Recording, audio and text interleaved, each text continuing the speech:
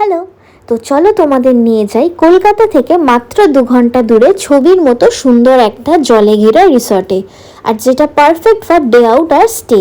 এখানে তোমরা পেয়ে যাবে একটা বড় পার্কিং, আর সারা সপ্তাহে ক্লান্তি মেটানোর জন্য জাকুজি, সাথে বিকেলটা কাটবে বোটিং বা ফিশিং করে।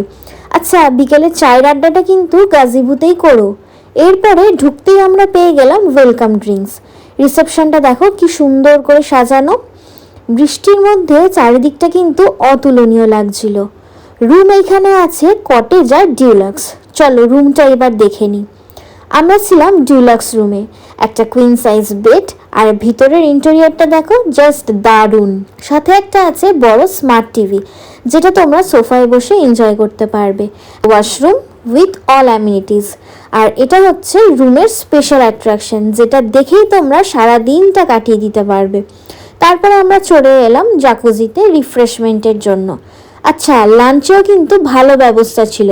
যেহেতু আমরা মাছে ভাতে বাঙালি, তাই মেনুতে ছিল সাদা ভাত, ডাল, আলু ভাজা, চিংড়ি মালাইকারি, কাঁকড়া আর কাতলা মাছ ভাজা। তো জলের পাশে বসে জমিয়ে খাওয়া দাওয়া করে এরপরে চলে এলাম আমরা এখানকার ওয়াচ টাওয়ারে।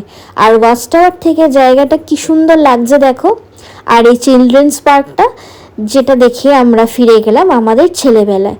তারপরে বিকেলে চলে এলাম বোটিং করতে। আচ্ছা, জলের মাঝে কিন্তু 2টো ওয়াটার হাউস আর 2টো আইল্যান্ড আছে। পুরো জায়গাটা আমরা বোটিং করে ঘুরলাম। আর বিকেলে এই সূর্যাস্তটা একদম মিস করো না কিন্তু। আর দেখো সকালের জল ছবি রাতে কেমন মায়াবী রূপ নিয়েছে। সন্ধ্যাটা কাটালাম আবার জাকুজিতেই। ডিনারে নিয়েছিলাম আলু দিয়ে চিকেনের ঝোল, সাদা ভাত আর রুটি।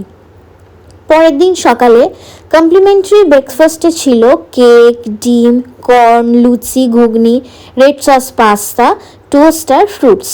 খাওয়া দাওয়া কমপ্লিট, এবার আমাদের বাড়ি ফেরার পালা। তো চলো টাটা।